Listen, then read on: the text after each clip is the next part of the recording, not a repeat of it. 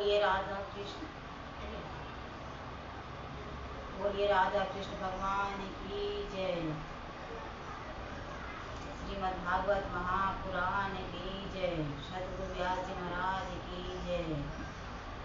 श्री कृष्ण भगवान की जय। राधा मेरी माता पिता मेरो है श्याम, माता पिता के चरणों में बारंबार प्रणाम, माता पिता के चरणों में बारंबार प्रणाम।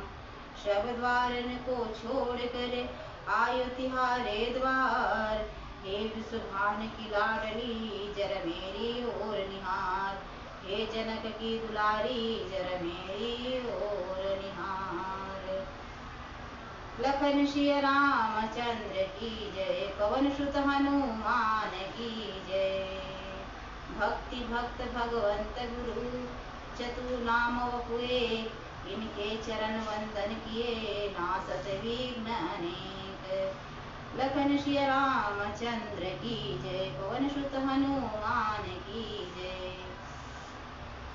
हम श्रीमद् भागवत कथा का महात्म को जो आगे सुनाने जा रहे हैं, जिसमें हमने पहले सुना देवर्षि नारद जी को भक्ति से भेंट होता है देवर्षि नारद जी का।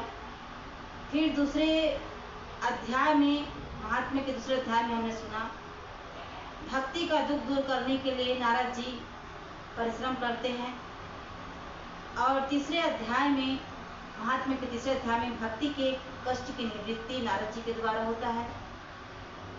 तो इसी क्रम में आगे सनकादिक ऋषि जो हैं, जो ज्ञान वैराग्य अचेत अवस्था में थे, उनको चेतन अवस्था में लाने के लिए सनकादिक ऋषि जो हैं नारद जी को श्रीमद् भागवत कथा का महात्म्य स्पष्ट करके सुनाने लगे हैं। सनकादिक ऋषि ने कहा कि हे नारद मुनि, अब हम आपको भागवत शास्त्र का जो महिमा है उनको सुनाते हैं। इसके श्रवण मात्र से मुक्ति, जो दासी की, जो भक्ति की दासी मुक्ति है, वो अपने हाथ में स्वयं आ जाता है। हम जब चाहे तब भगवान की दासी जो मुक्ति है ना, जब भगवान की कथा सुनने से जो हमारे को जो भगवान की जब कृपा हम पर होने लगे, तो जब चाहे तब हम भक्ति की जो दासी मुक्ति उनको प्राप्त कर सकते हैं। ये भागवत कथा सुनने का महिमा है, महत्व है। तो यहाँ पर सनकादिक ऋषि क्या कहते हैं, यस्य श्रवण मात्र मुक्ति करतले स्थिता मतलब हमारे हाथ में जो मुक्ति है आ जाती है। और इस प्रकार से आगे कहते क्या हैं, श्रीमद् भागवत कथा का जो हमेशा सेवन करते रहना चाहिए, क्योंकि इस भगवान की कथा का सुनने से, श्रवण मात्र करने से जो श्री हरि है हृदय में आकर के विराजमान रहते हैं। यस्य श्रवण मात्रेण हरिश्चित्तम समाश्रय, भगवान जो है आकर के समा जाते हैं शरीर में, हृदय में प्रवेश कर जाते हैं। और ये जो इस ग्रंथ है श्रीमद् भागवत कथा महापुराण का जो ग्रंथ है, ये शास्त्र जो है, ये 18,000 श्लोक और 12 स्कंध है। इसमें ग्रंथो 18 सहस्रो 12 स्कंद संहिता परीक्षित संवाद श्रीणु भागवतम च तत्। इसमें 18,000 श्लोक है, 12 स्कंद है, 335 अध्याय है, जिसमें सुखदेव जी राजा परीक्षित जी का संवाद की महिमा बहुत श्रेष्ठ रूप में है। और ये जो भागवत शास्त्र है, इसको ध्यान देकर के नारद मुनि आपको ध्यान देकर के सुनना है। हे मुनिवर सुनिए, ये जो जीव हैं, जो मनुष्य हैं, ये कब तक अज्ञान में भटकते रहता संसार चक्र में, जब तक जो है उसको भगवान की कथा नहीं सुनने को मिलता, तब तक भगवत कथा नहीं प्राप्त होता, तब तक ये ज्ञान अंधकार में भटकते रहता है। तस्मात् संसार चक्रे अस्मिन् भ्रमते अज्ञानतः पुमान् यावत् कर्णगता नास्ति सूक्ष्म शास्त्र कथा श्रवणम्। मतलब इस कथा का अर्थ ये है, इस श्लोक अर्थ, जीव जो है तभी तक अज्ञानवश संसार चक्र में भटकता है जब तक क्षण भर के लिए कानों में भगवान की जो कथा है नहीं सुनाई पड़ती, तब तक मनुष्य जो है वह अपने संसार चक्र में अज्ञानवश भटकते रहता है। और व्यास जी कहते हैं कि बहुत सारे शास्त्र पढ़ने से क्या लाभ, क्यों? क्योंकि किम श्रुतैर बहुभिः शास्त्रे प्राणेश्च भ्रमावहे एकम शास्त्रम भागवतम मुक्तिदानेन गर्जति। व्यास महाराज जी कहते हैं कि बहुत सारे शास्त्र पुराण सुनने से क्या लाभ, इस जो भागवत शास्त्र है ना, ये जो है, जो हमारी भ्रम है, व्यर्थ का जो भ्रम हमारा जीवन में बढ़ते जा रहा है, ये भागवत शास्त्र जो है मुक्ति देने के लिए एकमात्र गरज रहा है कि मुक्ति दाने गर्जती, मतलब को मोक्ष देने के लिए गरज रहा है।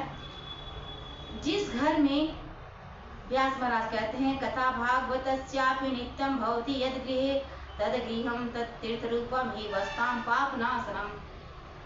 व्यास महाराज कहते हैं, सनकादिक ऋषि नारद जी से कहते हैं कि जिस घर में हे मुनिवर ये नित्य प्रतिदिन श्रीमद् भागवत कथा होती है या पढ़ी जाती है, वह घर जो है तीर्थ का रूप धारण कर लेता है। और जो उस घर में रहते हैं, जिस घर में कथा पढ़ी जाती है, तो उस घर में रहने वाले लोग जो हैं, लोगों के जीवन में जो पाप चिपक के बैठा हुआ है, वो सारे पाप जो है नष्ट हो जाते हैं। इस प्रकार से ये श्रीमद् भागवत कथा है, उसकी महिमा है। और आगे व्यास महाराज जी कहते हैं, अश्वमेध सहस्राणि वाजपेय स्थानी च सुख शास्त्र कथायास कलाम नारहंती षोडशी। हजारों अश्वमेध यज्ञ और सैकड़ों वाजपेयी यज्ञ, ये श्रीमद् भागवत कथा की क्या है, 16वीं अंश भी नहीं है, 16वीं अंश के बराबर भी नहीं हो सकती। हे मुनिवर, क्योंकि तावत पिपानी देहे अस्मिन् वसंती तपोधना यावन श्रूयते सम्यक श्रीमद् भागवत नर। हे मुनिवर, जब तक लोग श्रीमद् भागवत कथा का श्रवण नहीं करते, तब तक उस मनुष्य के शरीर से पाप दूर जाते नहीं, क्योंकि उस मनुष्य के शरीर में पाप जो है निवास कर जाता है। कब तक? जब तक भागवत कथा श्रवण नहीं करते तब।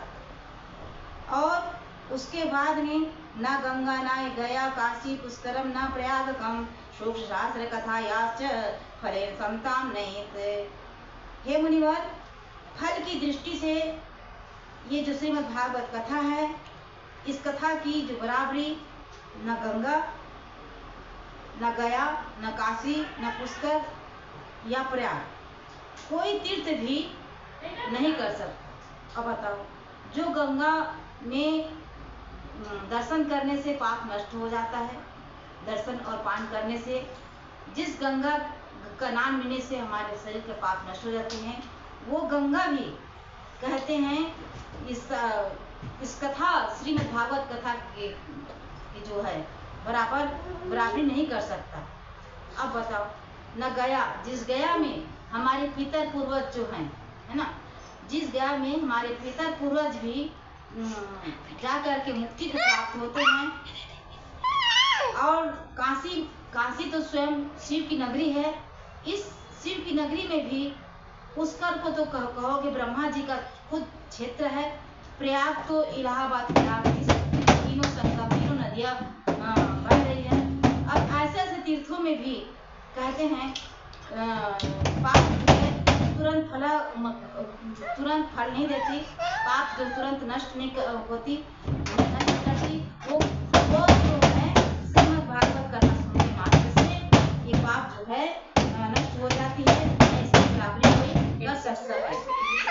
इस श्लोक का अर्थ अक्षरम श्लोकपादम वा नित्यं भागवतोद्भवं पठस्व स्वमुखमेव यदक्षसि परां गतिम्। और व्यास जी महाराज कहते हैं कि यदि आपको परम गति की इच्छा है हे मुनिवर, तो अपने मुख से श्रीमद् भागवत कथा के आधे श्लोक या चौपाई का नित्य पूर्वक पाठ करना चाहिए कीजिए। तभी क्या होगा, यहाँ पर जो है वेद माता च पौरुषम सूक्तमेव च त्रयी भागवतम चैव द्वादक्षर एव च।